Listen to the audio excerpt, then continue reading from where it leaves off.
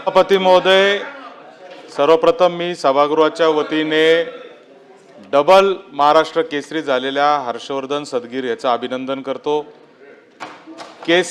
महाराष्ट्र केसरीची स्पर्धा आता डबल स्पर्धा पण व्हायला लागलेल्या आहेत आणि त्याच्यात त्यांनी डबल केसरीचा पुरस्कार यावेळेस त्यांनी ही कुस्ती मारून त्यांनी त्या ठिकाणी मिळवलेला आहे। सभापती महोदय, दोन स्पर्धा व्हायला लागल्यात आणि हे सगळं कुठेतरी कुस्तीला एका वेगळ्या दिशेला घेऊन चालण्याचं काम चाललेलं आहे। सरकारने याच्यात लक्ष देणं अत्यंत गरजेचं आहे।